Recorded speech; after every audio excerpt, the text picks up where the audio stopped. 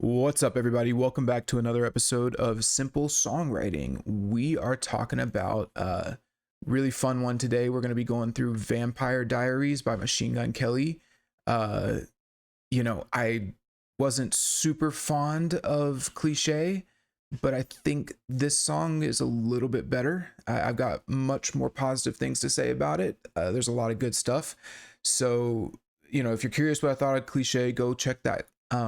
Go check out those clips, because essentially that song was just an example of him trying to lampshade his own cliches in order to seem clever, but in reality it kind of just made him a parent. I really wasn't a big fan of that, and that sort of attempted subversion aside,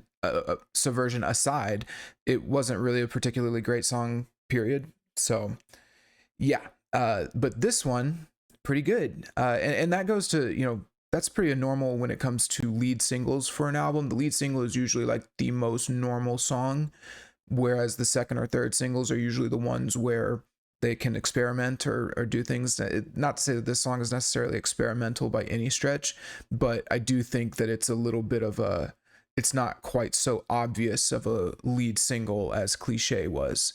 So yeah, before we get into all that though, first off, hope everyone is enjoying this setup. This is brand new. I spent a little bit of time over the weekend getting a new video setup, getting a camera first off. So if this is your first time watching the podcast, know that this is all new. It looks really cool. If you're listening on Spotify, come over to YouTube, maybe subscribe on YouTube. You can see me on camera. We've got, a nice little scenery thing here. I like putting on a vibe. And then we're going to keep track of the sections that we're on and the timestamps for each section that we're on here in my little info box. So yeah, it's a nice new professional looking, I think it's relatively professional looking setup, at least compared to some of the other streamers that I see. So hopefully y'all enjoy. But with all of that said, let's just jump into, actually, last point before we jump into it. We're not going to be looking at the music video for this song.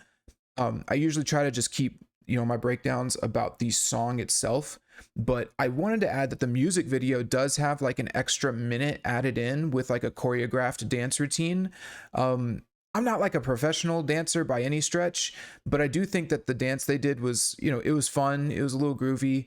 It did seem a little bit stiff, but it wasn't bad. Like that's a minor critique. Maybe it's something new for MGK to be doing dance routines like that, but it was fine. It's fun. So if you want to go check that out, go do it. I grew up with like the Backstreet Boys and Sync, and they were like the kings of these types of dance routines. And so yeah, I have a high bar for dance routines. No, not really. I'm not a dancer by any stretch, but yeah, go check that out. I just wanted to note that there is like an extended version with an extended bridge with that in the music video. I think it was kind of cool.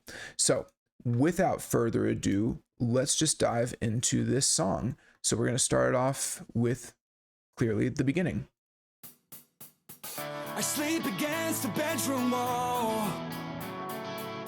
The sun comes out and I can't do nothing at all. Let's pause there for just a second. So just wanted to point out that we start off with like a 4 count on the hi-hat, just that din, din, din, and then he does like a little, he opens the hi-hat real quick there before all the other instruments come in. So check that out. I sleep against the dun, dun, dun, da, da, dun. So pretty quick, quick way to get into the song. It's very what's the word, compact, no wasting time at all. So we like that. We don't want to waste the listener's time. Not to say that there's anything wrong with like a big long intro if it serves the purpose of the song, but nothing wrong with getting into it. This song is definitely much more pop punk than Cliche was, and that type of intro is very normal for pop punk. Like we want to get into it, get into the energy. When the guitars come in here, let's play it. I sleep against the bedroom wall. So it's actually a pretty fast chord progression that's playing there. So we got 2 guitars. There might be like a 3rd guitar layered in somewhere, but there's really 2 guitar parts being played. The one that's more prominently heard in the right ear is just the chords. for the section. It's dun dun dun dun. I don't know the exact chords, but you can hear it just strumming the full chord each time. And then the guitar that's kind of over in the left ear, it's playing single notes. But what's cool about it, it's still following the chord progression, but it's playing what are called like pedal notes or pedal tones, which are notes that are, it's the same note played over multiple chords throughout. So you can hear that it's like the same two notes. The sun comes out and I can't do nothing at all. The sun You know that na na dun dun dun dun dun dun dun na. So that's pretty cool. You know, it's nothing extraordinary, but it is you know, it's cool. It gives it a, having like the same notes being played while the chords change over it adds a nice little it's very common. It's something that a lot of artists do in different ways, and it just gives the section a lot of flavor because those same notes will have a different tonality or a different they basically turn into different intervals based on the chords that are being played. So think about it like this, right? If you're like, I don't want to get too far into theory, but if you're in like the key of A and you play a C note, right? Like A minor, and you play a C note over the A, that's a minor third. But then if you switch to a C, suddenly a C chord, C major chord, now that's the root note. And then if you switch to a G major chord, now it's the fifth, you know. And then if you really want to get kind of weird with it, if you switch to like a, you know, sorry, no, I said G. No, it's the fourth over a G. And then if you switch to an F, it's the fifth. But if you want to get weird with it, where would it be? The C would be the second of B. So then if you switch to like a B flat 5 major minor chord or something like that, the C note would be a second over that B, a flat second, a minor second over that B. So anyway, point being is that if you just keep playing that C note over these different chords, you create all these different intervals, which is pretty cool. So that's why pedal tones work really well, and that's basically what's happening here. Even if MGK himself doesn't realize it. So yeah.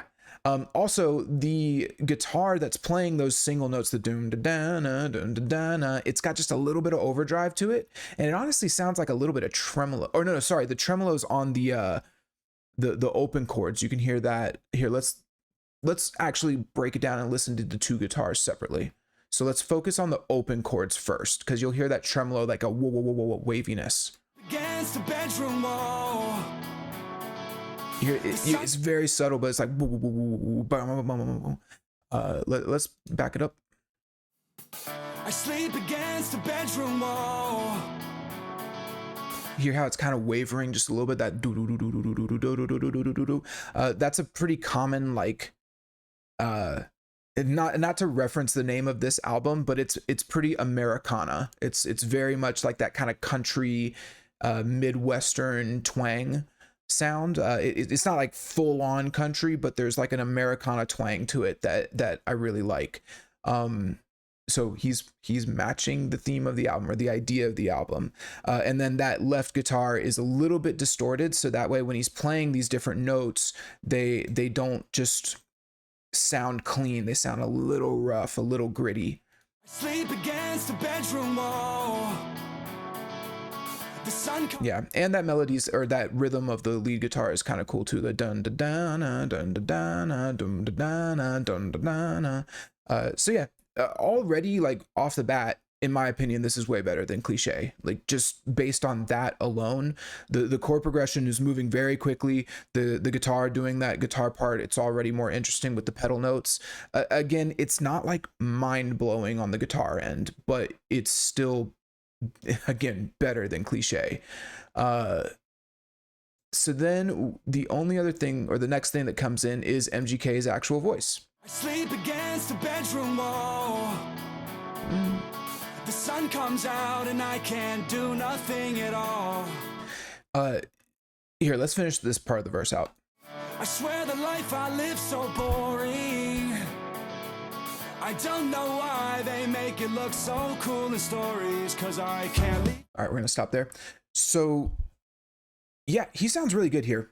And honestly, MGK always sounds good on stuff like this, where it's just a little gritty, but not like super, super heavy. I feel like when he tries to go super heavy, it doesn't, I've never really been a big fan, but he sounds good on stuff like this. And his melodies, I don't think that he gets enough credit for his actual melodies. He's a really good melody writer, and he writes lots of different melodies in his songs. One of my biggest compliments for Cliche was that he actually wrote different melodies between the two verses. So if you listen to the first verse, and I don't remember all the exact lyrics, it's a completely different melody than the second verse, where he talks about, go to Vegas and create nostalgia. Oh, like, so he's a solid melody writer. And even like, that's just one example of him writing these different melodies, but even his chorus melodies are usually pretty good. That's why I really didn't like Cliche. I thought the melody was cliche. I thought it was a really basic run of the mill melody. I don't even really remember it. I'd have to go back and listen to it again, but I know that this one at least is much more interesting on the chorus of this song, but we'll get to that when we get to it. So yeah, the melodies here are pretty good. His vocal performance is really good. I think I do want to say now, just a little bit of a heads up, I think that there's a few moments in this song where he does sound a little phoned in, and it's not quite as like energetic or passionate as I think it should be, especially on ad libs. And we'll talk about that later. But I think that he really suffers when he's doing ad libs. Like something about it. We'll get to it when he actually sings the ad libs. We're not there yet. So anyway, on this section specifically, he does sound really good, and I'm digging it. So now let's get into the lyrics, because this is where a lot of these types of songs usually fall apart. Most pop songs, or like, I wouldn't even say pop punk, most like pop mainstream music lyrically are just garbage. I actually think the lyrics on this song are pretty good, and we're going to break each one of them down line by line, but overall, just heads up on what I think. It's actually like a cohesive story with a theme and an idea that he wants to portray, which is more than I can say about most songs. Most songs are, these days, it's like Man Child by Sabrina Carpenter. I did a breakdown of that a few weeks ago, and it's just garbage. There's just nothing, no reason to listen to that, So yeah, so let's just get started on the lyrics. So the song is called Vampire Diaries, which is probably a reference, or I mean, it is the name of a TV show that was very popular here. When would have come out around 2005, I think. Yeah, hugely popular, went for like 9 seasons or something. I remember watching a little bit of it. I watched a lot of it a few years back. And yeah, it's very dramatic. It's like a girl drama set in a small town with vampires and werewolves and all that. Super, super dramatic. Lots of like crazy stuff. It kind of ripping off Twilight in a lot of ways. So yeah, that's kind of that's maybe like the influence for the song. I don't know if he directly, was inspired by Vampire Diaries, but it's at least a what you call like a subconscious thing to be aware of like the tone of this song. So anyway, but what is this song talking about? So essentially this song is using being a vampire as a metaphor for the restlessness that he feels in life. He's kind of explaining how it's not quite, oh, he's a vampire, he should have all these powers and stuff, but it's not really what you thought it was, and it's not as good as you think. There's a lot of downsides to it, So he uses a lot of metaphors in it. I think some of them are very solid, some of them are corny, but overall, I think the song walks a really nice line between being fun and upbeat and like hopeful and pop punky, right? But then also getting that like other side of pop punk, which is kind of like the small town depression and loneliness, restlessness as well. It captures both of those really well lyrically. We'll talk more about like the overall later. I did just want to give a quick summary ahead of time what I thought of it, but let's go through each line one by one. So the first line is, I sleep against the bedroom wall, the sun comes out and I can't do nothing at all. So this is it's pretty good. So like sleep against the bedroom wall is obviously thinking about like a coffin leaned up against the wall. You can actually see me on the camera doing that.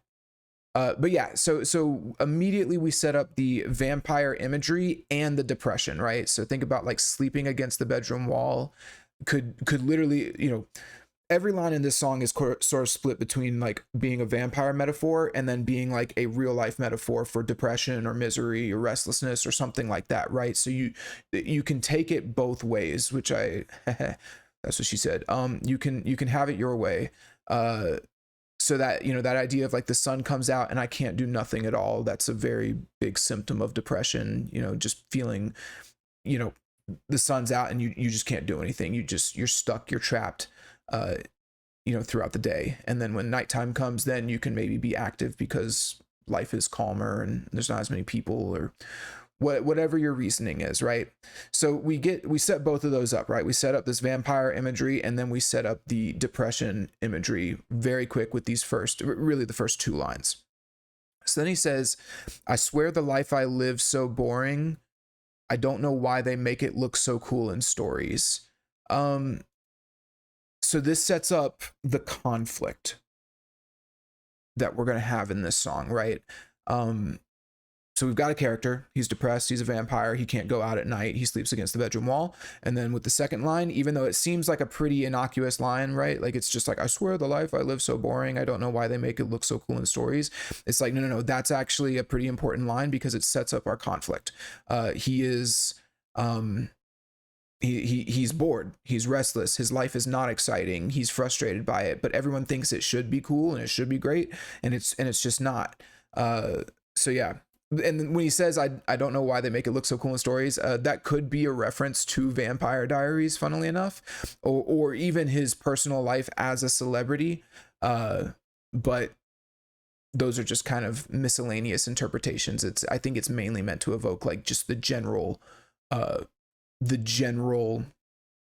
perception of what it would be like to be a vampire. Like it'd be super cool to, you know, turn into a bat and fly away and things like that, right? So then we get into the pre-chorus. Now, if you give me just one moment, I want to be good about updating this on my screen. Oh my god, I just did this for a test and sorry, I had a typo.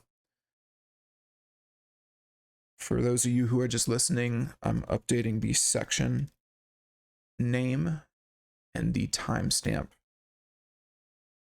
on my stream. Cool. So we were at 19 seconds and we are talking about the pre-chorus now. Let's get into it. Actually, wait, sorry. Before we get into it, just to note, like this is a pretty solid verse. We've set a lot of things up. We've got the, you know, chord progressions, the character, the conflict. So now we get into the pre-chorus. So I just want to compliment. I think it's a good setup verse. Cool in stories, cause I can't leave till it's nighttime, and I can't drink what I want. Try to find the silver lining, but it'll kill me if I touch. And just walking in the daylight is something I've never done. Cause I was born to fly, but baby, I would die to run. So all right, cool. So there's a pre-chorus. Couple cool things. So first off, the drums come in with this like snare roll, like little marching snare roll. Makes me think of a marching band.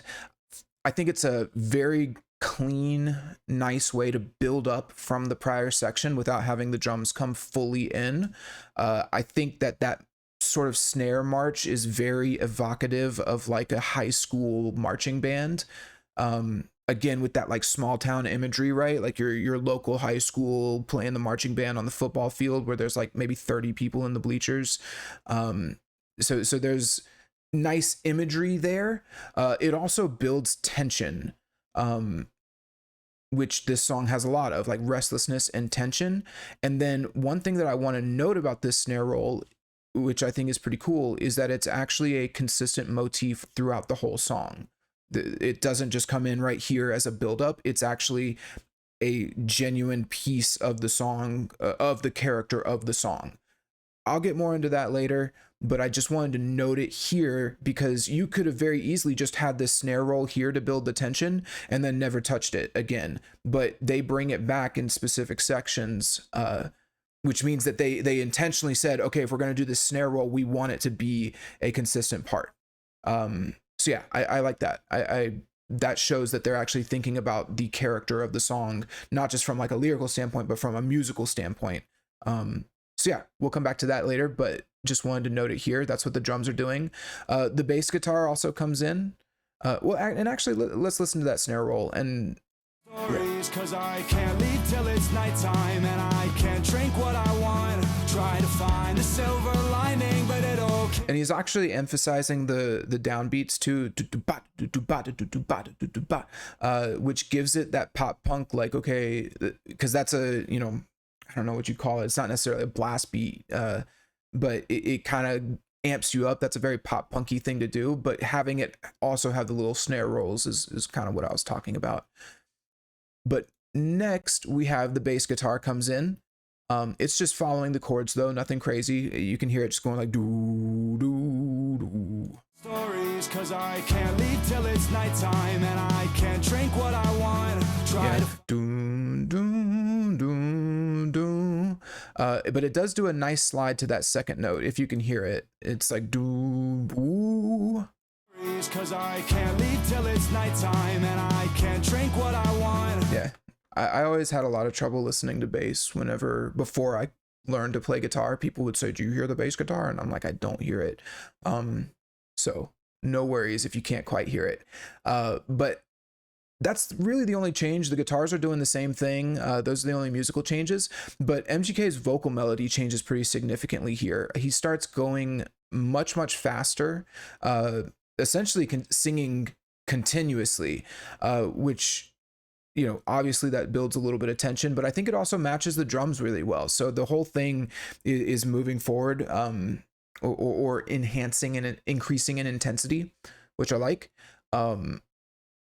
Yeah, let's pay attention to his vocal melody real quick and listen to it. It's very, like I said, very fast, very continuous. Cause I can't leave till it's nighttime, and I can't drink what I want. Try to find the silver lining. So there's not really a whole lot of pauses there. Da da da da da da da na na na na na na da na na na na. You know, even when he ends those lines, he very quickly comes in with like what would you call it, like lead-in words. So what I mean by that is, you know, when you're listening to music, you have your sections that are like 1 2 3 4 2 2 3 4. You don't have to actually start singing on the one, and in fact it's very common to sing before the one, so that way you can have a few words come in and then have an impactful word on the one whenever everything comes in. So when he says like, cause I can't sleep, or what does he say specifically? Cause I can't leave till it's nighttime. So you'll hear that he does that can't leave, or the cause I can't, before the rest of the instruments come in. Cool stories, cause I can't leave till it's nighttime. And hear how that when he says can't, all the other instruments come in. So he goes, cause I can't leave till it's nighttime. So that's what I mean by like lead-in words. So he's not just starting at the beginning of that musical section. So when he's doing the rest of these lines, right, he does that on every line. So he'll say, cause I can't leave till it's nighttime, and I can't drink what I want. That's ending before the next section of music starts. But he then has lead-ins for that next line as well. Tried to find the silver lining, but it'll kill me if I touch. So that tried to find are the lead-in words. And so the point I'm making is that even when he finishes the first line, the second line starts before the second section even starts. So here, I'll try to point that out to you.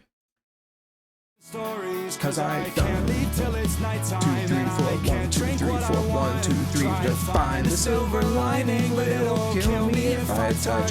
And just walking, and you hear that walking in the daylight. So that's a good way of keeping it busy while still having distinct lines, right? Like you have your rhyme scheme or your lyric end, but then you don't just let it pause there. You keep singing the lead-in words to the next line. So anyway, that's a long-winded way of me saying that he's singing very continuously to build the energy and build the intensity, which eventually leads into the big, you know, explosive pop punk chorus, right? So cool stuff on the melodic end. Lyrically, I actually think the first 2 lines are some of the best lines in the song. So the first line is, I can't leave till it's nighttime, and I can't drink what I want. So right off the bat, he's having a little bit of fun here. You know, you think about being a vampire, like what are the downsides to being a vampire, right? Well, you can't leave in the daytime. So you're stuck inside until it's night. Obvious downside, but I really like that I can't drink what I want, because it's something that you might not think about, right? But like vampires, actually, the whole thing behind them is that they can't actually drink or eat normal food. It turns to ash in their mouth. So uh it's hold on one second. Speaking of, I actually need to drink some water. So the funny thing about that is, like, you think, oh, it'd be so cool to be a vampire, but then it's like you can't get drunk, you can't drink, right? And then maybe this is more of a meta thing, but if this song was played at a bar, I think it would come off as really fun. Like, I can't leave till it's nighttime and I can't drink what I want. Like, I kind of imagine the typical listener at a bar using this line as a way to appreciate the fact that they can drink, right? Like, this is the type of line that you would actually raise a glass to, um, you know, when they hear it, if they're singing it at a bar. So I like that. It's sort of a reverse, it's reverse psychology. Ooh, he's so smart. And but it kind of is. It's like he's poking fun at the fact that vampires can't drink, but also there's this implication that when you're listening to this song, you'll probably be having a drink too. So I like that a lot. It's just fun. It's a fun line, and it works thematically too. You know, it's a depressing idea. At being a vampire, it's a downside to it. And then you know, I don't know if the can't drink what I want or can't drink what I want necessarily relates to the depressive side of these lyrics, but that's okay. It's a fun line. But then we get the next line. Tried to find the silver lining, but it'll kill me if I touch. I actually think this is probably the best line in the song. I really like this line. It's clever, first off, like it's clever wordplay. I think it's actually really catchy. Just this idea of like, it's just catchy, you know, tried to find the silver lining, but it'll kill me if I touch.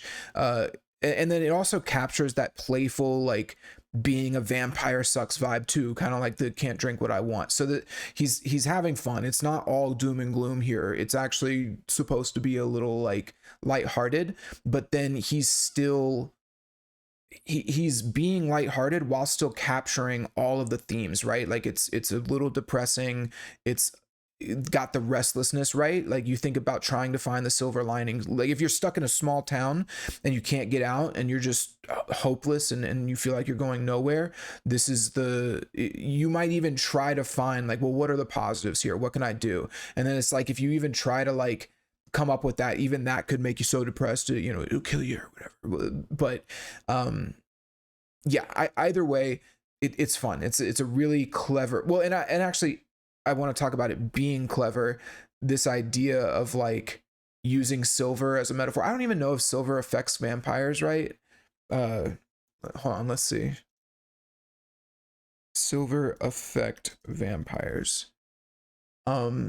Yeah, okay. So silver does harm and can even kill vampires. It's a very big weakness for them. Because I know silver bullets kill werewolves, but cool. So yeah, it's perfectly on point. It works with the vampire theme. It works with the depression theme. It works with like being restless and in a small town. But it's also a fun pop punk line too. It's not really too serious.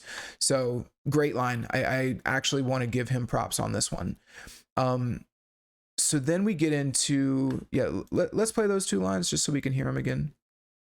I can't leave till it's nighttime and I can't drink what I want. And with the drums coming in too like that, it actually makes this song more upbeat compared to the first verse too. So these lines being more fun fits the, you know, the tone change here, or the elevated level of intensity. Try to find the silver lining, but it'll kill me if I touch. Okay, so then we get these next two lines.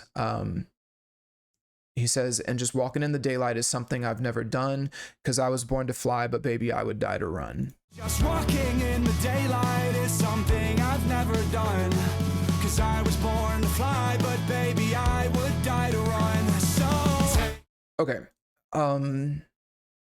Unfortunately, I think this is where the quality starts to slide a little bit, lyrically. So the line, and just walking in the daylight is something I've never done. I've kind of just got to call it out. We are now 38 seconds into the song. This is only the 7th line of the song, but this is the 3rd line that references not going out, not being able to walk in the sun. The first being, you know, the sun comes out and I can't do nothing at all because I can't leave till it's nighttime and I can't drink what I want. And now it's, and just walking in the daylight is something I've never done. It's so this line really doesn't do anything. It's kind of a filler line to me. It's a bit of a waste, especially considering how clever the first 2 lines in this pre-chorus were. So yeah, I just kind of have to call it out. It's really a bit of a weak line that doesn't serve the song in any meaningful way, especially this early on. I mean, maybe if there was some twist on like complaining about not walking in the sun later on, he could still talk about it. But again, we have 7 lines at this point, and 3 of them have been about not going in the sun. It's a little weak. But then we get this next line, which is, I was born to die, but baby, I would die to run. So first off, this line is actually used as the outro for the song.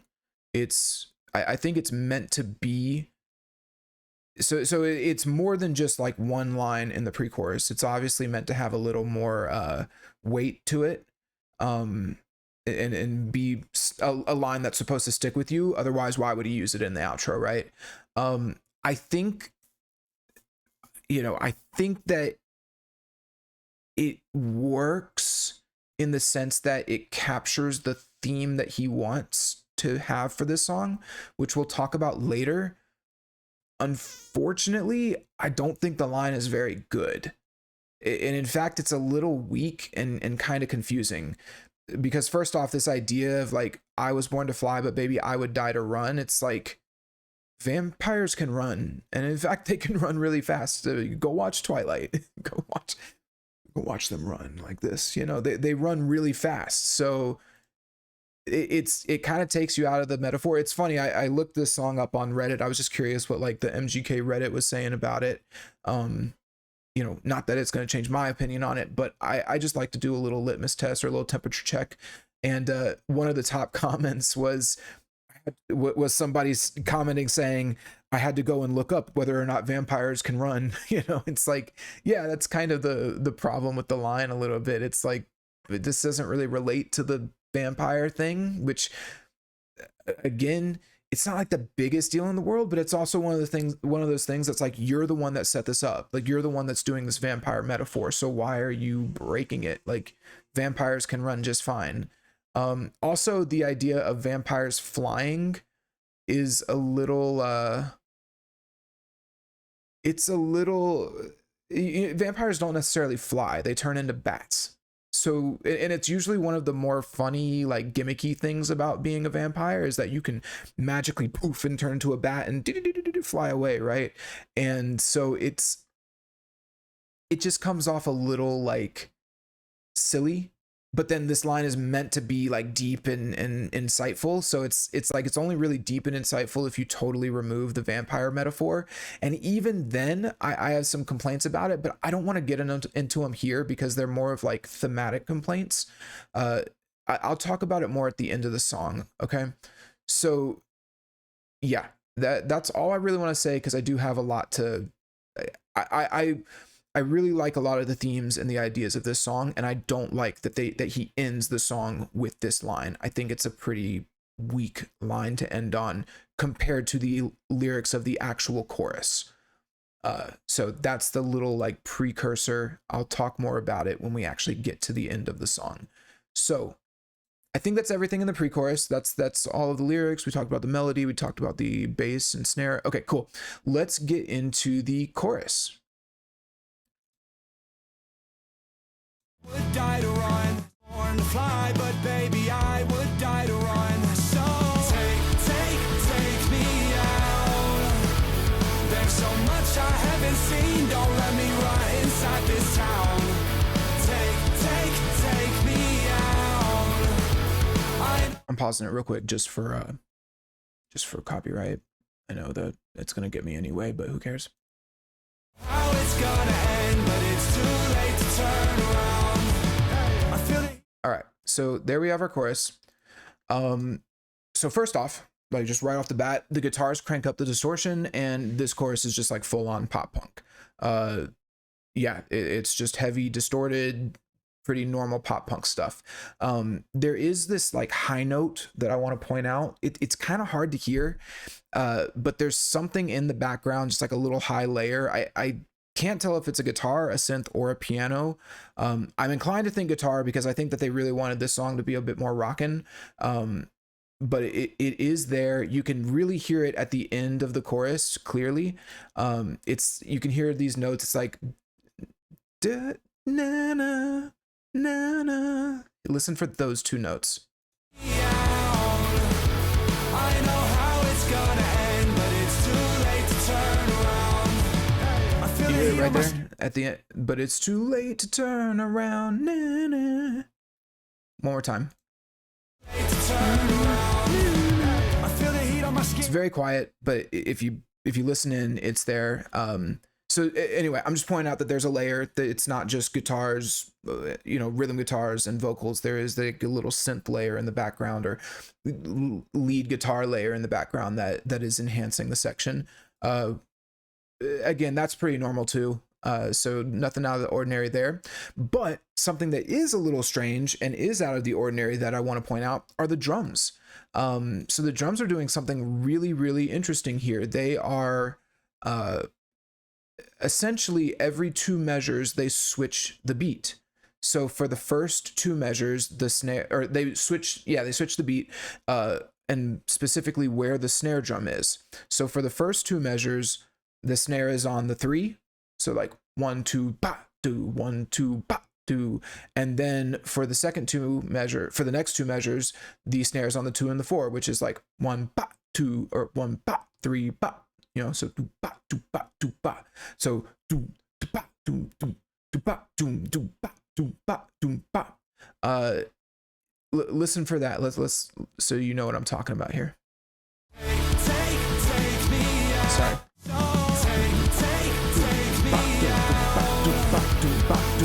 1 2 3 1 2 3 4 1 2 3. You hear that? So that's super cool, and it sounds great. It's like seamless. You wouldn't even, I didn't even really notice until I was specifically listening to the drums. Just for some background, I'm not a drummer, I'm a guitarist. So guitars are where my head goes, but I know drums well enough to be able to talk about them and explain them. But yeah, it's a really nice, like, it just works really nicely. It's very seamless, and it gives the chorus this kind of like up down, take me out, dum dum dum dum dum dum dum. So it makes the chorus interesting to listen to rather than having like the exact same beat throughout.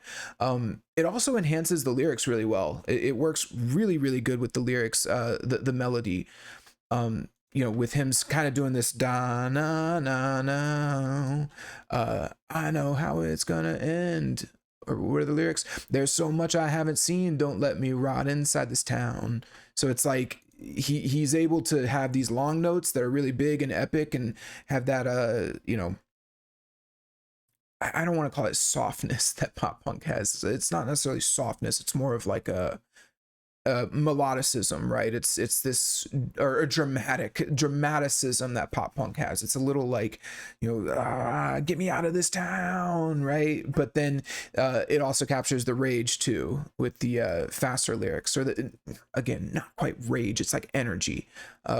So those are like the 2 interesting things about pop punk, right? Is that it's both heavy, but it's also like sad and dramatic while still being kind of upbeat and fun. It's a very complicated genre. I think it's actually more complicated than people give it credit for, which is why it's such a popular genre, and it's one that isn't just like a fad, right? Because you think about something like disco, right? Like disco as a genre, it's pretty one-dimensional. It's just like we're having fun time, we're having fun, we're dancing, right?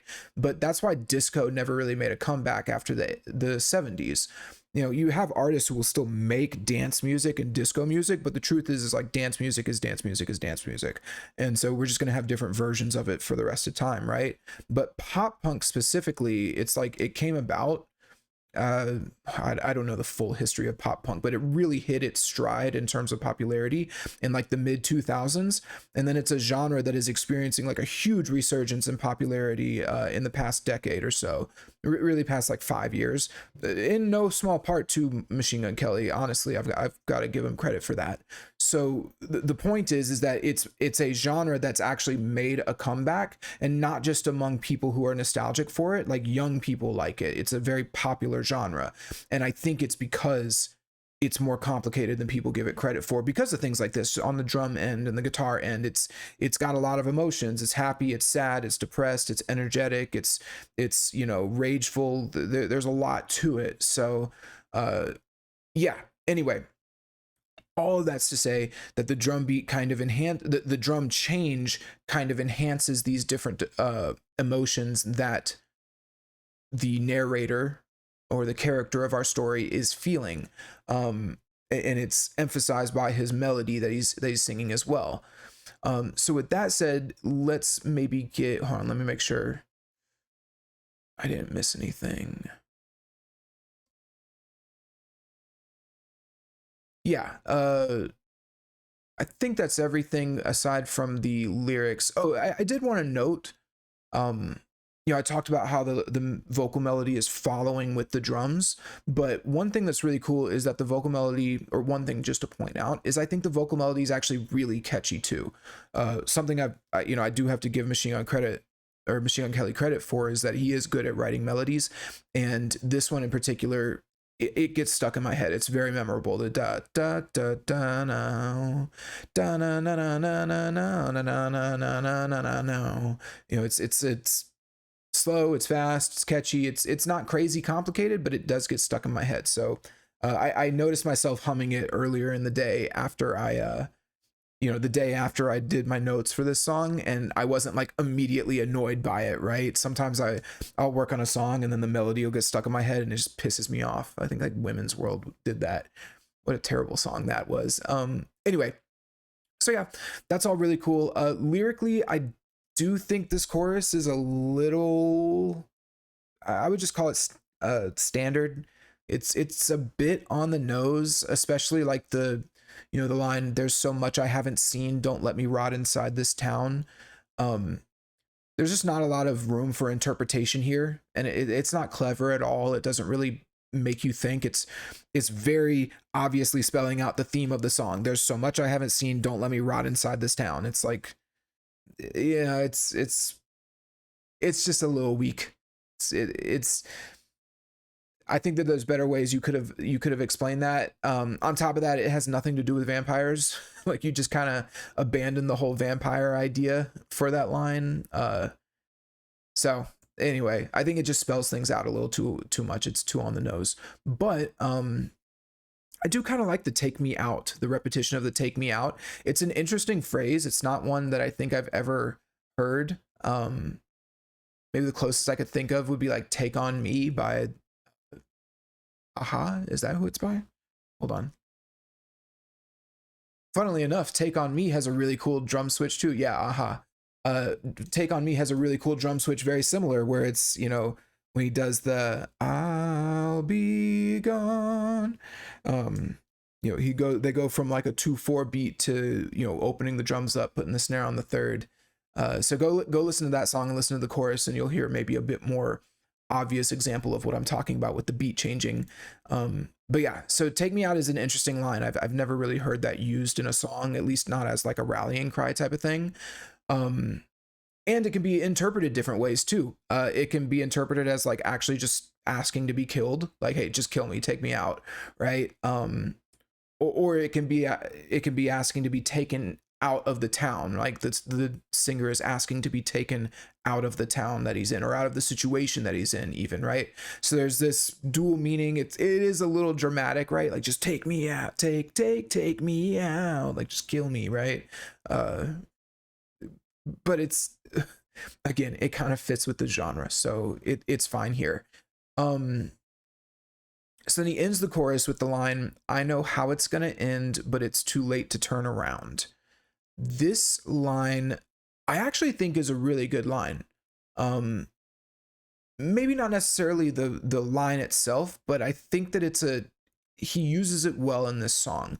So first off, when you hear it here the first time, and maybe even the second time too, right? There's kind of this implication that it means, I kind of take it as he knows that he's gonna die. Like he knows he's a vampire. At some point, he's gonna step into the sun and he's gonna die. So like I know how it's gonna end, but it's too late to turn around, like turn his life around, right? So it's too late to turn his life around. Um, yeah, I think that that's a very interesting way to look at it, because by the end of the song, it has a very, very different interpretation, which, we can get into it when we get to the end of the song. But at this point, our character is very depressed. He's very hopeless. He feels stuck. He doesn't feel like there's anywhere for him to go, and he knows how his life is going to end, and he just can't turn it around. So it's a little sad, little depressing, but we'll get back to it later, because I do think it turns around. So yeah, let's get into verse 2. I think, because that's everything I've got.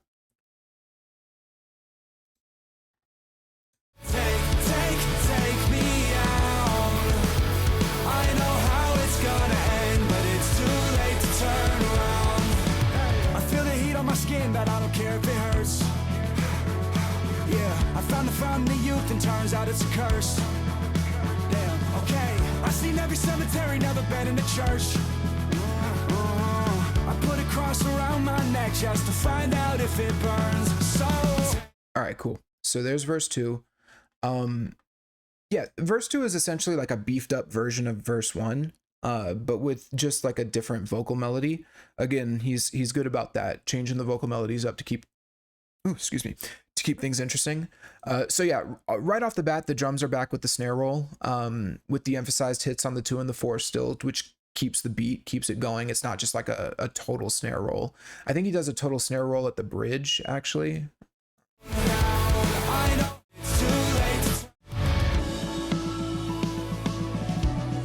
Yeah, so that's a more like normal snare roll, whereas here you can tell that the snare is being emphasized on certain beats in order to still keep that pop punk groove going. I feel the heat on my skin, but I don't care if it hurts.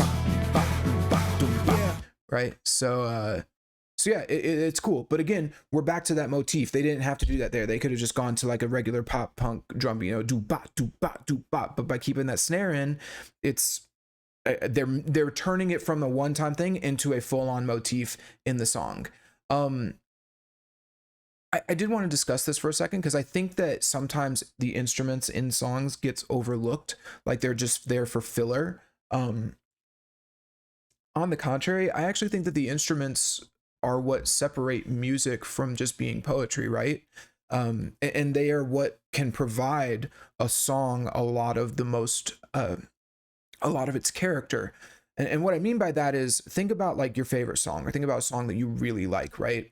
I'll give an example. I really like Nightmare by Avenged Sevenfold.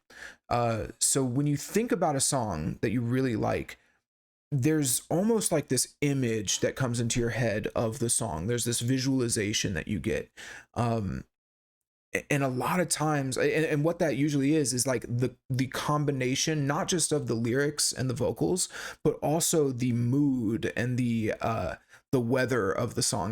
That's a quote from Sinister Gates' dad, actually, is that when you're writing music, create your own weather. Or no, sorry, when you're writing like a guitar solo, what's usually most important is the music around the guitar solo, not just the solo itself. So if you have a really boring background music, like if it's just really normal cliche background music, your guitar solo, as interesting as it is probably going to have a tough time being like really standing out. Whereas, what the quote is create your own weather. And that means like you are actually creating the environment with which you are going to perform your solo or your lyrics or whatever it is, right? So I've always liked that quote. I think it's a good one. If you want a rainy day, pick that. If you want a sunset, write that. If you want a sunshiny day, clouds in the sky, write that. So you create the weather of your song. I think it's a little bit better of a word than vibe. Everyone says vibe now about everything, the vibe, but all of this is to say that when you have a song that you really like and you're thinking about it in your head, there's an image or a picture or something that comes into your head that really like emphasizes it. And a lot of that is typically influenced by the actual instruments themselves. So it's hard for me to, when I think of Nightmare, immediately I think of like creepy, dark, moody atmosphere, blue nighttime sky with the moon hanging over it. This isn't just because that's what's on the album cover. The song itself starts with like this creepy music box, and then with these swirling guitars, and then it bursts in with like these really gnarly guitar harmonies. It's a very tense atmosphere at the beginning of the song when there's no vocals. Obviously the vocals set up the mood, as the song goes on, but every time there is an instrumental section, it's really dark and really moody. So what I mean is like these musical elements are typically what give the song its character and set the mood or the vibe or the weather or the energy or whatever you want to call it in your head when you think of it. So when they're writing a song like this called Vampire Diaries, which is about being a vampire trapped in a small town and the restlessness, and they decide we're going to do this, snare roll motif, and it's actually going to be something that we do throughout the song, because it captures the restlessness, it captures the high school drama vibes of it, marching band, it captures the pop punk energy that we want to have too, and it accomplishes these goals. So it's working with the themes of the song as well. It's not just random. The song now has character. So when you think of this song, when I think of this song now, I actually think of the snare roll. Maybe not explicitly, but like that comes into mind, that like like that school marching band sound. And so the point is that these musical elements that you choose, you can just do nothing. They didn't have to do this. It could have just been a generic pop punk beat, right? But by being selective with it and choosing the right musical elements, they actually give the song character, which is good. It's good. That's how you write a good song, right? Like that's what you want to see. I do want to emphasize, like, this isn't necessarily like mind-blowing stuff, right? Like, it's a snare roll, it's not crazy, but compared to some artists who don't give a damn about their music and they just kind of have it's like background noise to them, it's good. And honestly, if I'm just keeping it real, compared to how like caveman brained MGK's first single was, Cliche, this is like light years ahead of that. This is a huge improvement, because Cliche was terrible, and that song to me had no character.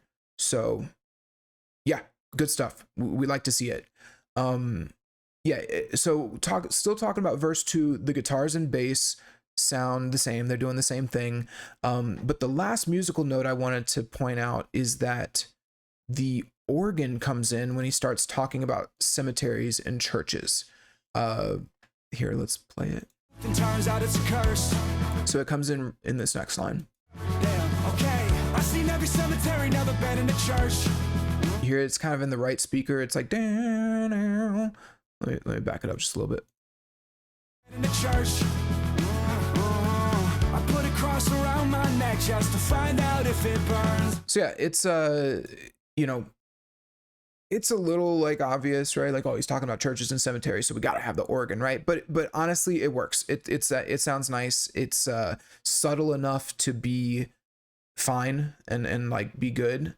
And then it does fit with like the vampire spooky, ooh, you're a vampire, it does fit with that. So, and it comes back at the end of the song. So kind of like the drums or the snare roll, it's not just like a one and done thing. It's actually like it goes from being something that could have just been a gimmick just for this line about cemeteries and churches to actually having like purpose in the song and being a part of the musical, what's the word I'm looking for? Musical, I don't know, elements of the song. There you go. So anyway, that's it with the music. So let's talk about these vocals. Yeah, I'm just going to be honest. To me, this is where things start to sound really phoned in. I'm not really the biggest fan of these vocals. Let's play them. I feel the heat on my skin, but I don't care if it hurts. Yeah. So first of all, I like that. I don't even know what that is. I don't know what the. I don't know. I'm sure his fans will love it. I don't really see the point of it. Seems a little. It just doesn't quite do it for me. And then that line, that line's not so bad. But then this next one. Found the fountain of youth and turns out it's a curse. Damn, okay. I've seen every cemetery. Yeah, I like that. Damn, okay. I just. Damn, okay. I know that there is this nonchalant attitude that MGK has and that he puts into the pop punk and all that. I just think it sounds like crap. I think he sucks at ad libs. It sounds so stale, you know, and he does like this humming thing here. In the church. Like I don't. I know that people go crazy for it. I don't. I think it sounds so boring, and stale. And honestly, with that said too, I think that the delayed lyrics at the beginning of this verse is also like a really boring mixing technique. As you know, here's what I'm talking about. I feel the heat on my skin, but I don't care if it hurts. I don't care if it hurts. Yeah, that's so boring. Like that was like cool or interesting like decades ago. It's not really that interesting anymore. It's like okay, the reason why it's frustrating me is because that's like a mixing gimmick. Like that is, you didn't know how to make this section interesting, so you just resorted to having the line repeat and echo. Add an instrument there, add a musical element there. There's so much you can do. Add another line there, you know. I don't care if it hurts, like something. There's so much you can do to keep something, or don't do anything. Just let it breathe for a second. But I think that stuff like that, it's just gimmicky and it sounds lame and it's boring. As far as the ad libs go, I think that he sounds so stiff when he does ad libs, especially at the end of the song. To me, it's like they're treating him like a female artist, because female artists do that all the time. I mean, to be fair, rap artists do that all the time, but I think it's really prominent. Actually, I take that back. With female artists, they usually do like the big singing at the on the third chorus, right? Which we'll get to that, because he does do that too. He does do that there as well. On the third chorus, he does that thing. But this specifically, it's kind of like he's trying to do the rap thing, like keep it hip-hoppy or something. I don't know, it just doesn't sound good to me. It sounds so lame. It's like the label and the producer are forcing him to do it. You know, I think the worst offender was on Cliche when he says yeah, right, going into the third chorus. Go listen to the bridge of Cliche and going into the third chorus of that song, and he goes like, yeah. It just sounds so stupid. Like, tell me that it doesn't sound stale. Yeah. All right, man. Whatever. I also think lyrically, this verse is a bit lackluster compared to the first verse and the first pre-chorus. He says, "I feel the heat on my skin, but I don't care if it hurts." So I like this line because it does push the story forward. I'm not the biggest fan of him now for the fourth time talking about the sun on his skin, but that's fine.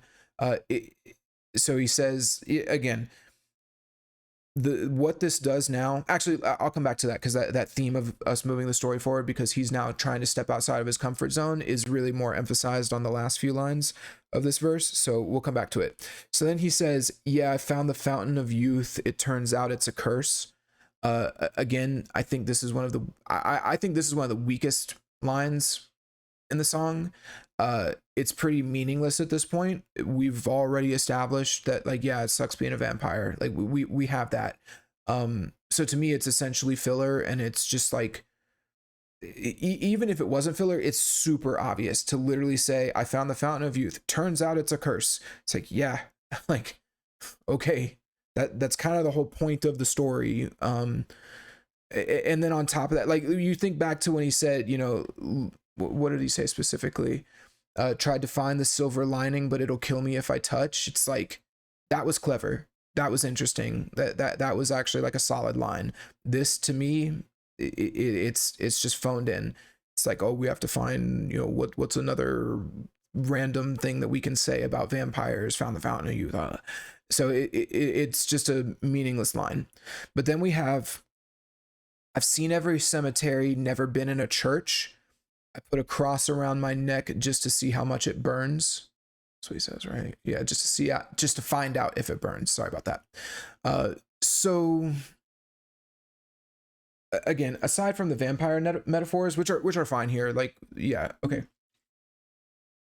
This line is pretty interesting. To me, what it shows is that there's a little bit of hope. Our character is stepping outside of their comfort zone. He's trying to step into the sun, even if it burns him. He's recognizing that that's better than staying in the darkness in the nighttime or whatever. Even here, it's like I put a cross around my neck just to find out if it burns. So he's experimenting with his own vulnerability and seeing how much he can actually take. This is actually hopeful. So again, I was very critical of the prior few lines, and I'm not even like, honestly, I'll even say, I think I've seen every cemetery, never been in a church is pretty good. I think that's fine, and the cross line is pretty good too. It fits with the vampire stuff. I just don't like the first two lines, and I don't even think that these lines are as good as the lines in the first verse and pre-chorus, but they're still good in the sense that they move the story forward and they fit the vampire metaphor. So this idea, though, that he's attempting to make a change, he's attempting to step out of his shell, test his limits, all of that is an evolution of the conflict that we had before, which was that he's locked up and restless, and he's not sure what to do, and he feels like his life is kind of, going nowhere, right? So yeah, I don't think the implication is that he's going to be Christian, but that's fine. It's still a change. And so, which, to be fair, that's exactly what the second verse is supposed to do in a song. You think about like a 3-act story, and your intro sets things up, sets up your character, sets up your conflict. The chorus is kind of the refrain that you come back to. It's the theme and the message of the song. Your second verse is supposed to develop the conflict or show a progression in the story. And then you have your bridge and your final act, which resolves the conflict with the climax. So yeah, good stuff. I think back, I did a breakdown of Ariana Grande's We Can't Be Friends, a few months back.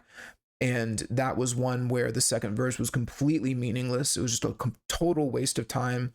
Same with Sabrina Carpenter's Man-Child. I think a lot of artists today don't understand that their songs are actually better if there's like a cohesive story.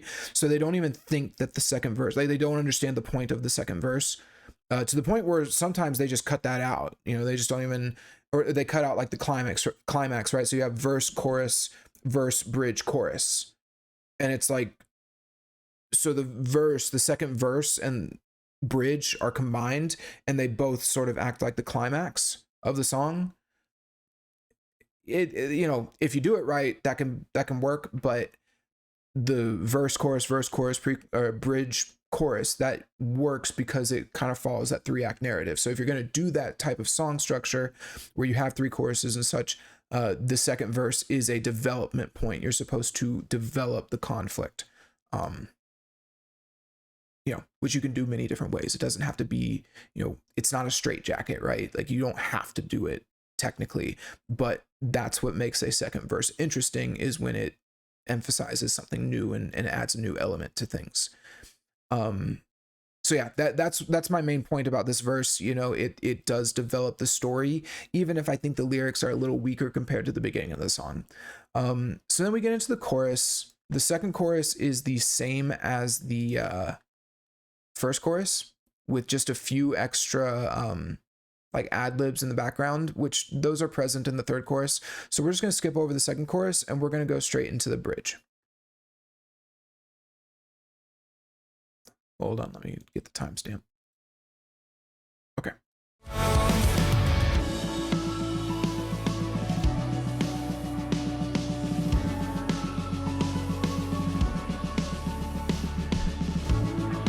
I let my fangs show, smile for the cameras, cut both my wings so no one can tell. Find me at twilight, turning to ashes. If it's my last breath, I'm happy as hell.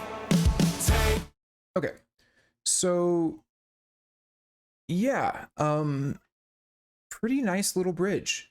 I think, you know, first and foremost, we return back to that snare roll motif, but this time it's just a little bit of, it's a little bit more somber. Like I mentioned before how in the prior sections it was emphasizing the 2 and the 4 hits in order to keep like a pop punk beat going, but here it's more of a like natural snare roll where it's just maybe emphasizing these various I don't want to call them random notes, but it's not, the goal isn't necessarily to create like a heavy beat. It's more to create an atmosphere.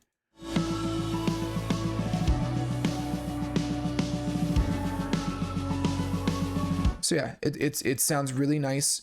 It also does add a little bit of intensity and tension to what would otherwise be a very soft, somber section. So I appreciate that. Because yeah, this song still is pretty, you know, it's not heavy, but it's pop punk. It's got energy to it, so we don't want to let that energy falter. So having the snare roll here kind of keeps that going. Something I wanted to note before we get into the other musical elements is that there is an acoustic guitar buried in the mix here. You can really only hear it when the pick hits the strings, so you hear like a little bit of the rake of the pick, just on like the downbeats, right? So let's see if I can get it to play. Hear that bling, that little bling sound right there. Hear it there. So it's kind of interesting because I hear the rake of the pick on the guitar strings. I cannot for the life of me hear the actual guitar though. I just hear it hitting the strings. So make of that what you will. It's there. But yeah, there's also this like synth playing the chords, but it's like it's got this immense sweep to it, like, you know, like the phaser is turned all the way up. Here, take a listen for it. I hear it most prominently in the left ear. Back it up just a while.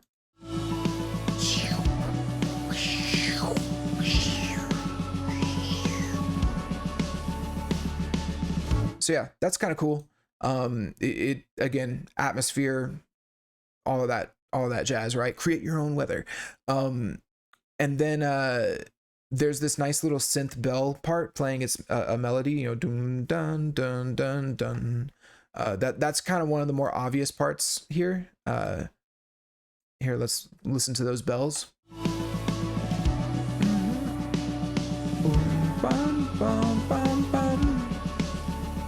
So yeah, it's a nice little melody. It's simple, but it's got a somber feel to it. Yeah, it's nice. Again, I think this song had a lot of tension in it, and this part is meant to be a little bit more reflective and somber. We'll talk about that. We'll talk about this section's place in the song once we get into the vocals, though. I'm just pointing out the musical elements. The last element to point out is the oohs in the background, which I actually they sound really good. They sound really nice.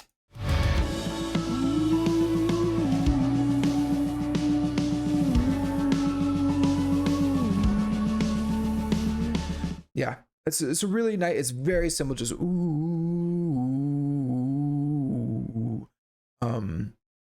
obviously up an octave. So it's all good. This whole thing, you know, with between the sweeps and the little kind of synth bell melody, and then the oohs, and then, you know, the little snare roll. It's a very like relaxed.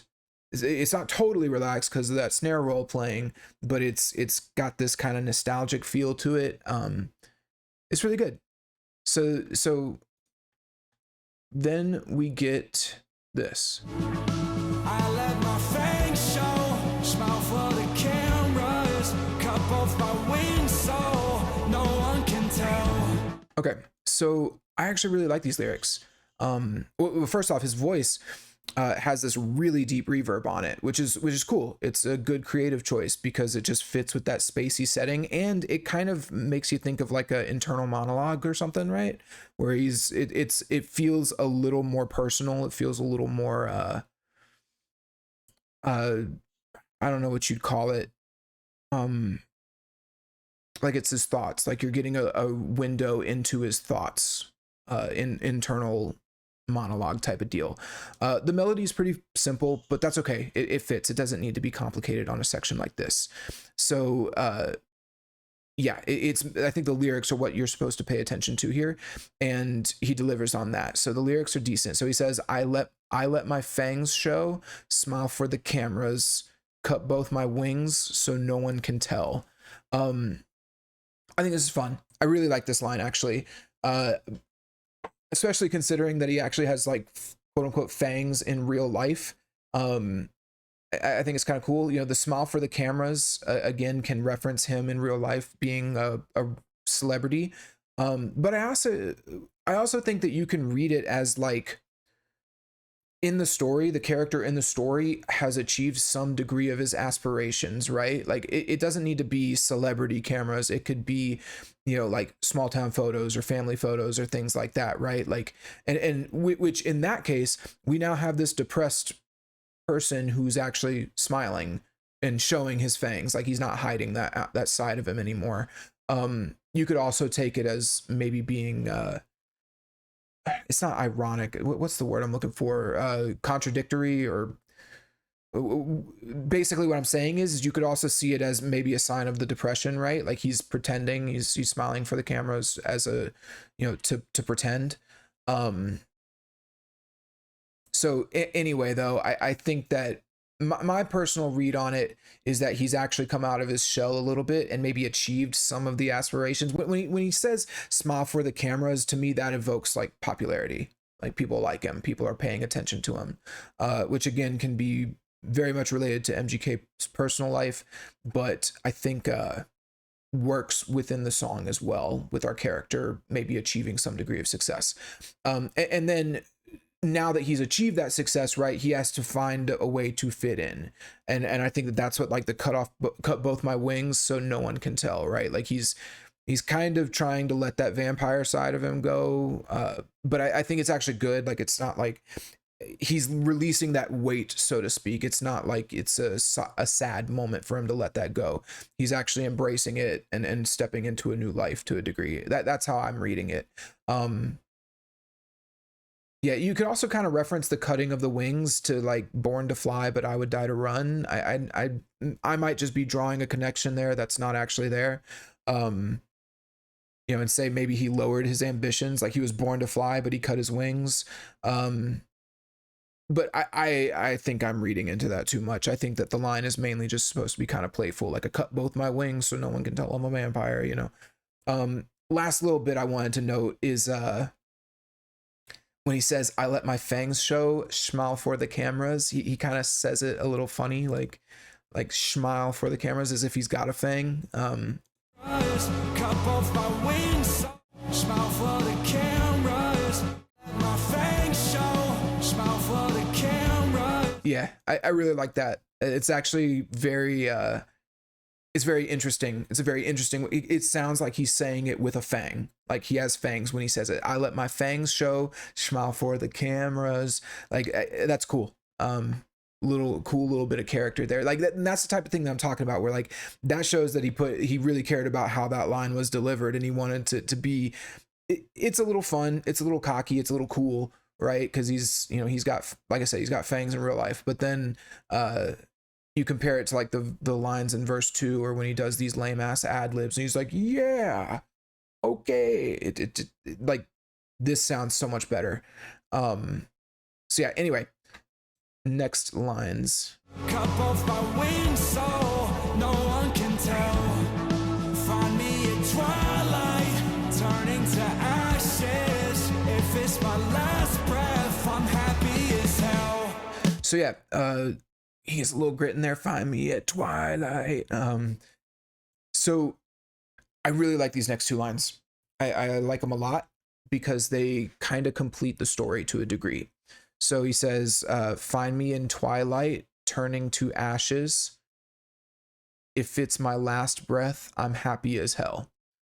So again, these lines, you can interpret this song a few different ways, right? Like you can take the vampire metaphor literally. I think it's meant to be symbolic of the depression and like being stuck in a rut or a place that you don't want to be, and then finding your way out of that over time, right? So in this case, the story has led us to this point where our character is willing to, twilight is the moment between day and night, right? Either in the morning or the evening. And he is at the point where he is actually going to take the chance in the sun, even if it kills him. And then if it actually does kill him, he's going to be happy about it because at least he made it out. At least it was like a conscious choice that he made, right? So there's a lot there. And I mean, honestly, like this, ladies and gentlemen, is what we call a narrative arc, right? Like it is an actual story, right? Our character, the vampire, is a shut-in. He is depressed and miserable. He never goes out in the light. He can't go in the sun. He's frustrated. Well, and that's the thing is, it's not like he's just okay with this. He feels frustrated and trapped by the situation in which he has found himself as a vampire, and he actually wishes to make the change. So then, well, actually, in the first chorus, I would say that he actually feels very depressed, as if his life is just going to come to an end, and that's going to be that, and there's nothing he can do to turn it around. But then verse 2 comes along, and he starts stepping outside of his comfort zone. He takes chances in the sun. He lets the sun burn him, but he doesn't mind it. He wears the cross to see if that'll burn him as well. He visits the church rather than the cemetery, etc. Finally, after maybe stepping into the sun and achieving some degree of success, right? Although the cameras are on you now, right? He is maybe accepting, but both accepting the vampire side and letting it go by cutting off the wings. But really the big thing here is that after taking those first few initial steps, he's now willing to go all the way by saying, like, I'm going to step fully into the sun, and it might kill me, but that's a risk I'm willing to take, and I'm okay with that. I'm okay with dying if that's what happens. Yeah, so we have a character, conflict, a story. We'll talk about the themes later because the song's not over yet. I don't think the story is completely done, but we're at the point in the song where we can very definitively say that there is a character arc. There is a story being told here that you can pull value from. And I really like that. So let's finish the song out, and then we'll discuss it like holistically from a high level. Okay. We're just going to play the third chorus real quick. Take me out. There's so much I haven't seen. Don't let me ride inside this town. Take me out. I know how it's gonna end, but it's too late to turn around.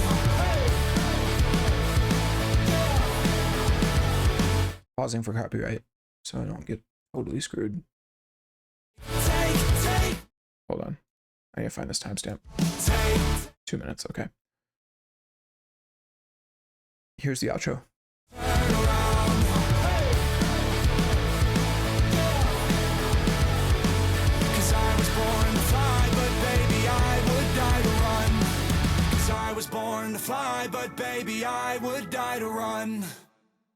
Cool. So there we go. That's our song.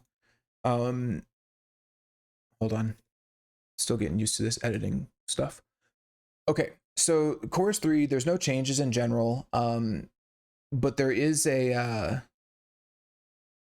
I want to just at least note that he ends the chorus. He doesn't change any of the lyrics, but he does still end the song with, or end the chorus with, I know how it's going to end, but it's too late to turn around. There's a few melodic changes where he sings a little happier, a little more upbeat, higher notes. It does sound much more inspirational. Here, let's see if I can point those out. Take me out. Take me out. And then we get the ad-libs that I mentioned before. I know how it's gonna end, but it's too late to turn around. He's got some nice harmonies in there too, saying that line, which again, I'm gonna talk about this in a second, but I think that the line has changed meaning compared to the first chorus, right? I think it's actually a much more hopeful line now. So then we get into the outro though, and the organ comes back in. Actually, hold on, was the organ in the third chorus? Did I miss that? Take me down. I know how it's gonna yeah, the organ's there. but it's too late to turn around. Oh my God. Okay. Those ad libs sound so bad. I actually like this song, but my God, they sound so bad. Hey, yeah. 'Cause I was born to fly, but baby, I would die to run. 'Cause I was born to fly, but baby, I would die to run. So, jeez. All right. Anyway, so he ends the song with the I was born to fly, but baby, I would die to run over the organ, which kind of gives it this, it ends on a lighter note, I would say. But let's talk about the song overall, because I think that, I think it's a pretty normal song. Like it's a normal pop punk, pop whatever song from MGK. It's nothing that he hasn't done before. But I think that there's a lot of cool. I think that it's actually a good example of like basic storytelling done right. So let's finish out the story and then we'll talk about themes.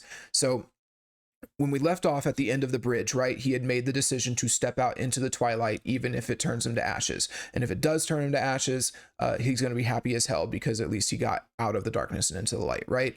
The only question left, from what I could tell, was what was going to happen to him when he does it. That's, we had the climax where he makes the decision to do it. And then the aftermath, which is the third chorus and the outro, is the, what happens when he does it. To me, the final line of the chorus, which is, I know how it's going to end, but it's too late to turn around. I think it actually does a really good job of coming off as very hopeful and positive, like as if he knows, now that he knows that it's going to end positively for him, he can't turn around now. He's not going to be able to go back to the vampire life. Like he's starting a new part of his life.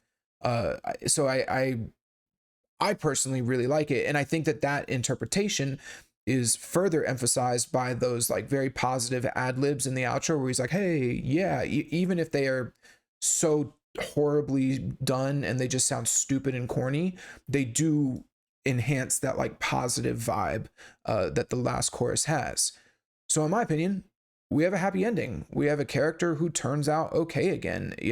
It's not Shakespeare, right? Like it's a pretty normal story, but it is a comprehensive story with a clear theme of being in a dark place, whether it's because you're a vampire or because you're depressed or whatever it is, and slowly stepping out of that dark place and into the light. And despite the risks or your fears, you turn out okay. And it's all going to be good. So I really like that. I think that's a great example of like, well, here's the thing, right? The song structure itself is pretty standard. There's no surprises in the song structure aside from maybe him taking out a pre-chorus. There's no pre-chorus. There's no second pre-chorus. So you have a verse 1, pre-chorus, chorus, which really, I don't know. I don't even know if I would call the first pre-chorus a real pre-chorus. It's more of like an enhancement of the verse. So anyway, regardless, the chorus, the song structure is very standard: verse, chorus, bridge, chorus, outro. But let me be clear: the standard song structure is standard for a fucking reason. It works. It's the actual structure that works. I mentioned this before, but that structure mimics the story of it mimics the structure of a story, specifically like the hero's journey, where you have, again, you start off with your character, conflict emerges, you have a chorus, which introduces your themes, then you have verse 2, which elevates or changes the conflict. You then get into the bridge, which is essentially the climax, and it can be both the low point and the climax, where there's a decision to be made, and then you have an aftermath after the climax, where you figure out how things turn out. It's it's like the basis for every story in existence, and it works. Now, to be fair, it's fun to mess with that format. It's fun to be creative with song structures, and there's tons of songs that do it, right? But I do think that you should understand the rules before you start to break them. And that's one of the reasons I really wanted to cover this song, because I think this song is a great example of just playing by the rules, doing it right, and you actually have a pretty decent song.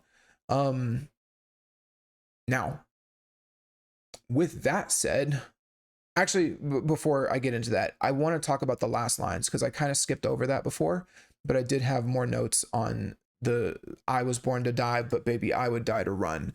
So I actually think this was a little bit of a mistake putting these lyrics at the end of the song. I think that they're way less impactful than the actual line of the song, which is I know how it's going to end, but it's too late. Or end of the chorus, sorry. I know how it's going to end, but it's too late to turn around. I think that that line really captures the story and the positivity much better. But that's not what they ended in. They ended with I was born to fly, but baby, I would die to run. Now, I already discussed how, like, you know, from a practical standpoint, these lyrics are a little goofy. Like, vampires know how to run. And in fact, vampires run faster than humans.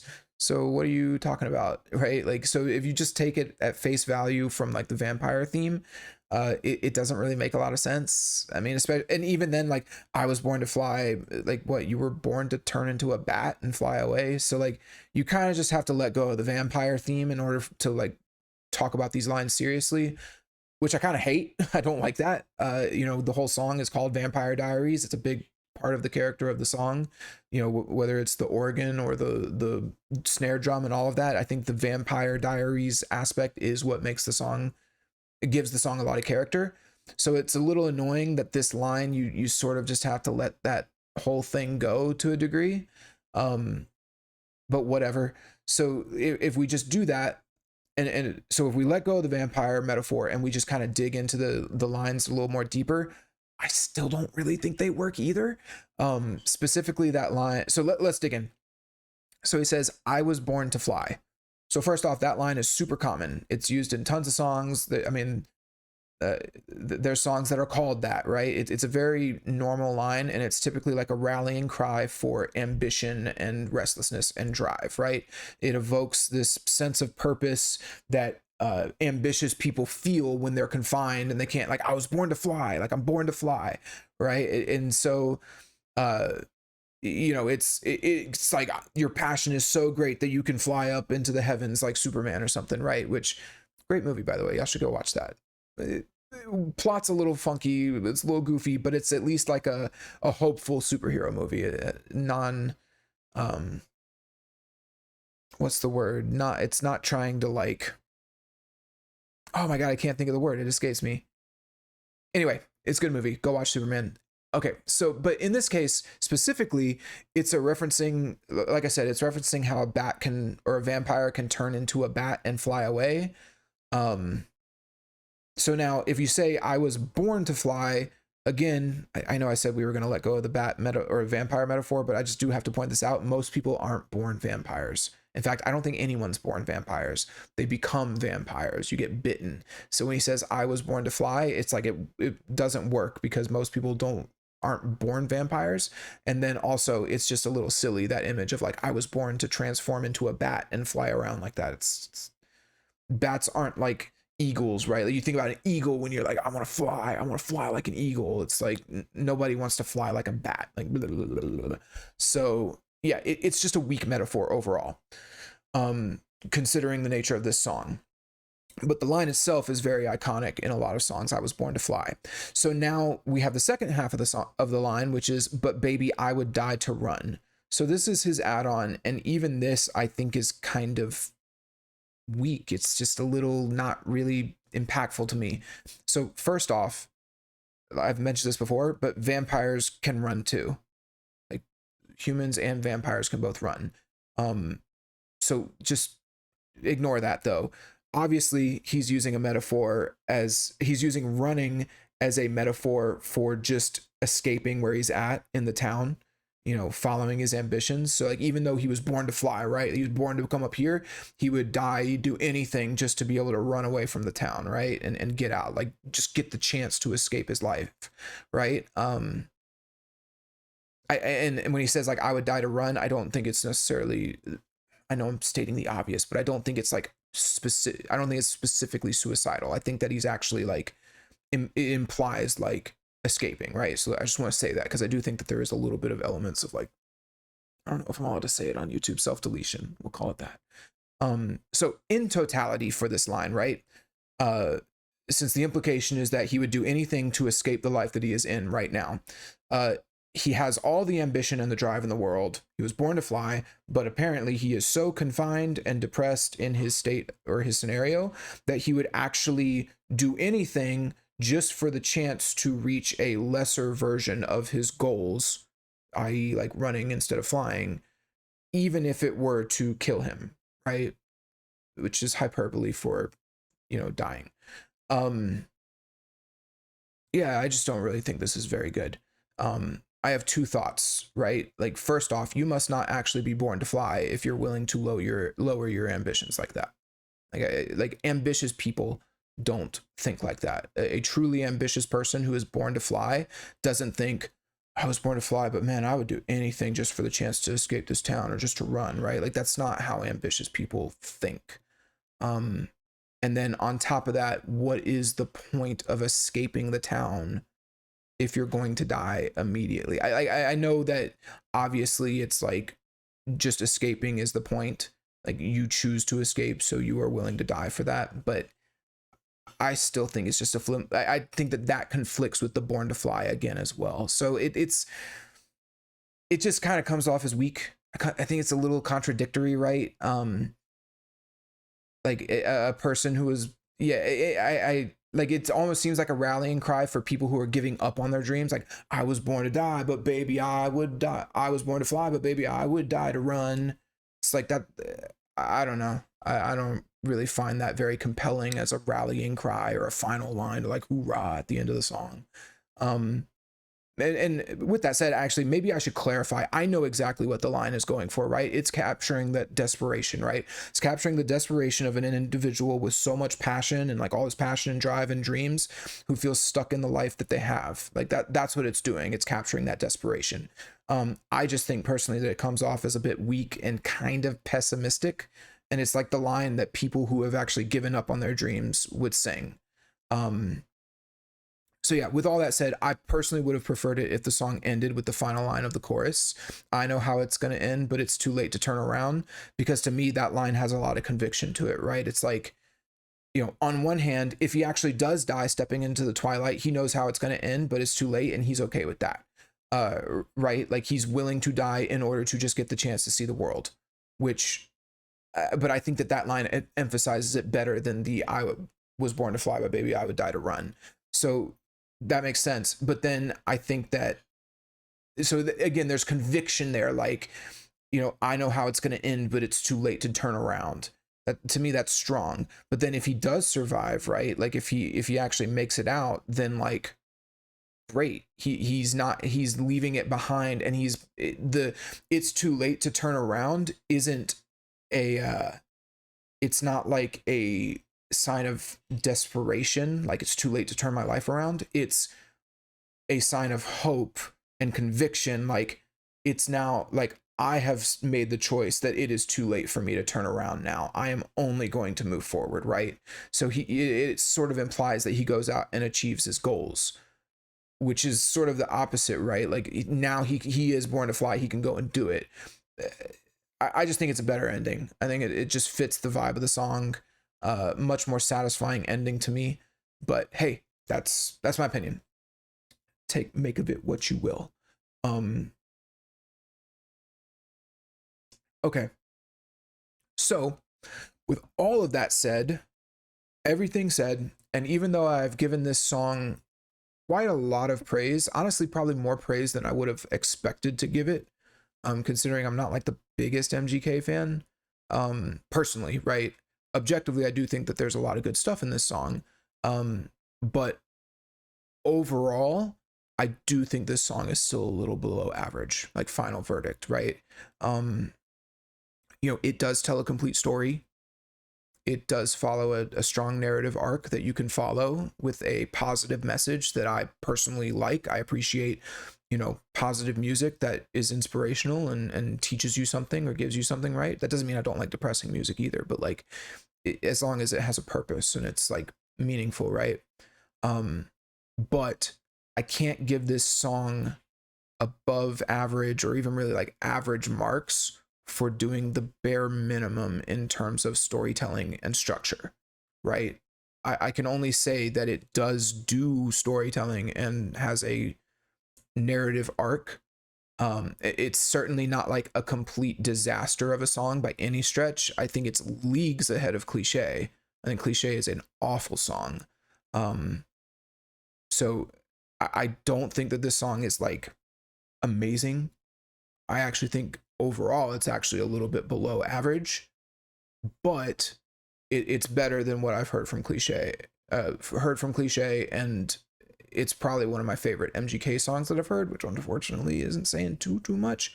But I do want to point this out though, before y'all think, oh my god, all the MGK people hate me. I want to point out something that maybe some of y'all don't know. MGK is actually credited as the only writer on this song, as opposed to there being 3 other writers on Cliche. MGK is the only one who wrote this song. So what that almost tells me is like maybe the issue with some of MGK's newer stuff is not MGK. I don't know. Make of that what you will. I kind of liked seeing that. That was kind of because I like the story and the narrative of this song, and seeing that he was the only one that wrote it. I really appreciate that, because Lord knows I hate going to a song and seeing the writers on it and it's like 15 fucking people. It's so annoying. But anyway, yeah, I have to concede, like, this song is not necessarily exemplary in any way, right? The music, even though it has some decent moments, is still pretty bland. Even though there are motifs, that's not that's like the bare minimum, right? Having a musical motif in your song is bare minimum. That's not like we don't praise that. We say, good, you did like the number one thing you're supposed to do with the music, which is have character, have a melody, a guitar part that is something that you remember, right? A riff, a main riff, right? Like every Metallica song, there's like one riff that you think of when you hear that song, right? So it's like motifs in music are the bare minimum. So the fact that they did that with the drum roll, like, good, but not, oh my god, yeah, he's such a great song, like, not that good. I do think his vocal performance is okay, and his melodies throughout the song are really good, but I also think there's some lackluster parts. I think that his ad libs sound like ass. But I do like, he does have a lot of character in the choruses and in the bridge. I like his vocals in the bridge. So yeah, overall, I do think it's a big step up from Cliche, but that's also not a high bar to cross. So those are kind of like final thoughts. Let's get into, I have a little template that I use for analyzing songs. We talk about the purpose, the genre, the song structure, the composition, the mix, the lyrical content, themes, and finally the full artistic merit of the song.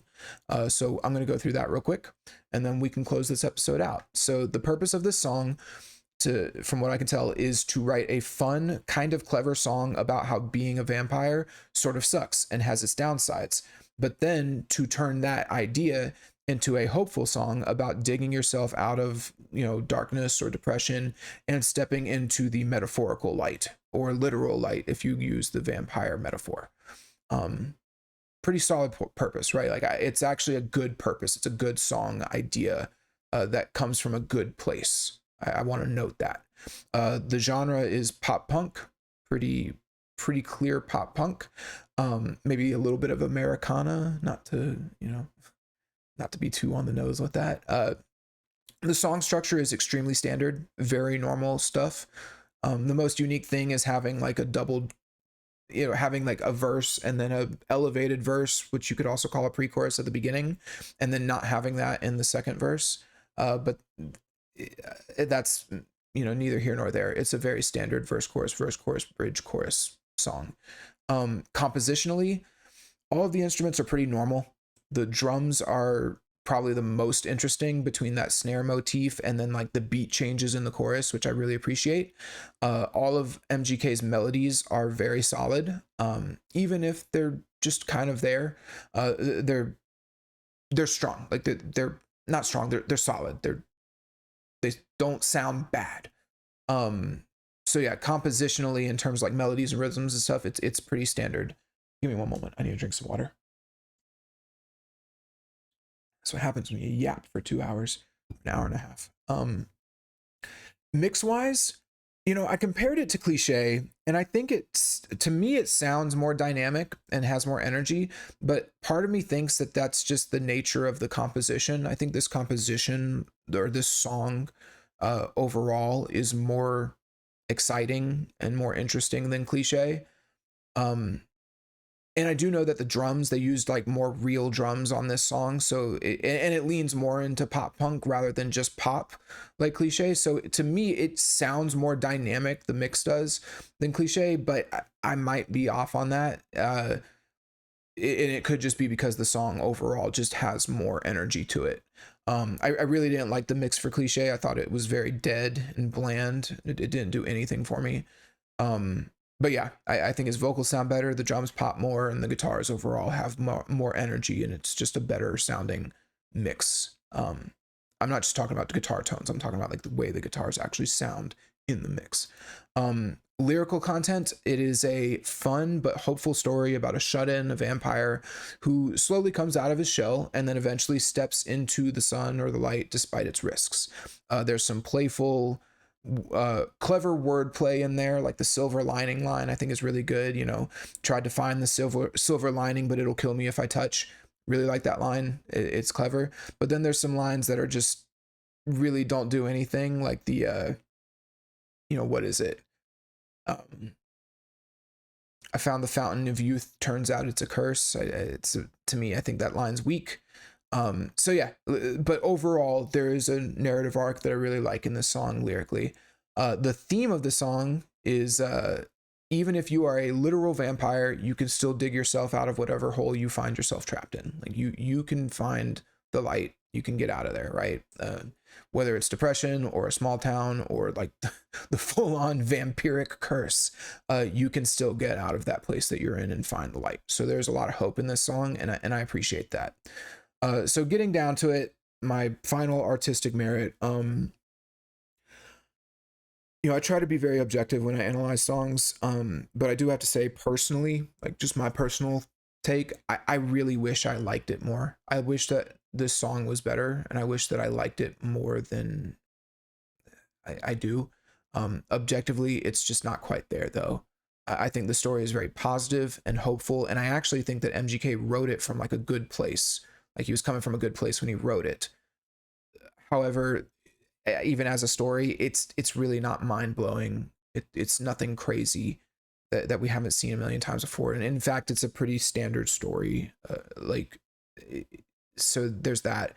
There's lots of repeated lyrics, the lines about stepping into the sun. I mean, he says it like 6 or 7 times in the song, about stepping into the sun and the burning of it.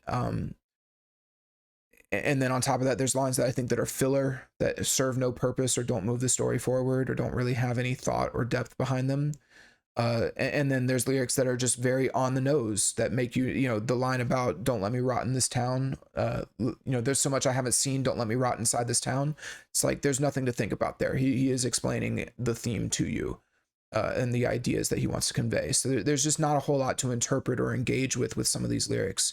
So as much as I like the story and I like the narrative, and I wish that more songs had narratives like this that were more positive and uplifting, it's just not quite as engaging and interesting as I wish it was.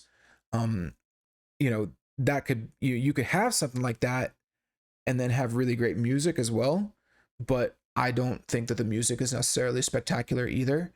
The song structure is 100% standard. There's nothing interesting about that either. So while I do consider it better than a lot of pop schlop, especially MGK's last single, Cliche. Artistically, I think not even I think it still just falls flat. It's really not like an incredible, amazing work of art. So if you like it, I'm glad you do. I think that this is better. Like a song like this is more worth listening to than a lot of the stuff that you hear nowadays. So if you're an MGK fan and you really like it, more power to you.